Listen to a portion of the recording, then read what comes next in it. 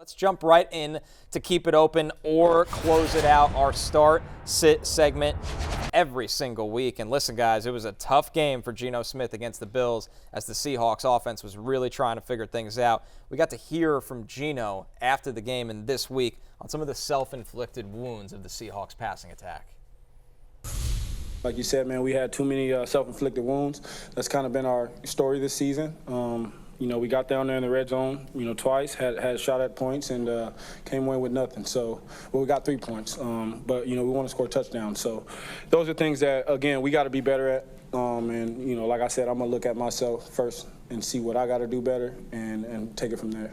You got to own it, and you got to learn from it. Each one of these games, whether you win or you lose, it's a lesson to be learned, and that's the main thing is that we learn these lessons. You never want to go from a game and say, we just put it behind us. I think that's the wrong way to look at it. You got to learn from your mistakes, and you got to own it. And so those are things that I'm going to do personally, and I know our team's going to do as well. And we're going to take it from there. Jay, we love Geno on this show. But the reality is he's only got one game this season with multiple touchdown passes, and the last couple weeks have been tough for him in fantasy right now. Yeah, I feel like Geno, there's been a lot of caveats with his season, like the Detroit game, just not having the ball in the previous game against Buffalo, just these random plays in the red zone where he just kind of trips over on a 4th down, snap goes over his head 25 yards sinks behind, the drive. Turns into a Ken Walker running play. There have just been those type of issues. I think overall, just in terms of what you'd expect from Geno each week when DK Metcalf is out there, I think it's a very usable fantasy quarterback just because of the volume that the Seahawks throw the ball with. And now they get this very favorable matchup against the Rams, where the Rams' defense has been improved over the past 4 weeks. They've really tightened up in terms of not giving up as many explosive plays, but I don't think anyone's confusing this with a great defense. And it's so, in theory, it's a favorable matchup. And I think that we're only 2 weeks removed from Geno playing really well against Atlanta, so I would expect that he is going to be viable, and I would be keeping it open on Geno. He is QB 10 in Matthew's rankings. He is an open for Matthew in his rankings. Lawrence, where's Geno for you, and can you kind of ride it out with him here another week with a good matchup? Yeah, I'm going to keep it open as well. Here, you look at the volume that Jay just spoke about. Weeks 2 through 6, he was averaging 45 passing attempts per game. The last 2 weeks without DK Metcalf, that's only been 28.5.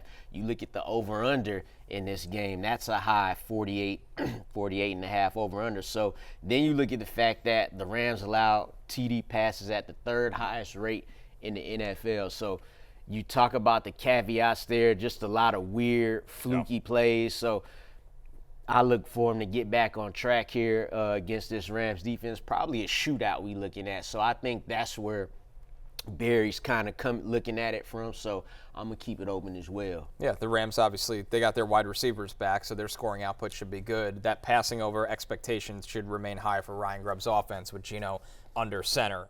Hey, it's Matthew Berry from NBCSports.com and Rotoworld.com, and I want to thank you so much for watching whatever it is you just watched, or if nothing else, being too lazy to click out of the autoplay after this video started, after whatever it is you actually wanted to watch finished.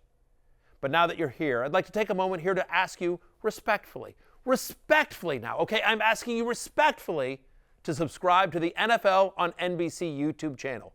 You'll get the latest Roto-World fantasy news headlines, all sorts of great shows, including my own Fantasy Football Happy Hour. So go subscribe now. Again, I'm asking respectfully.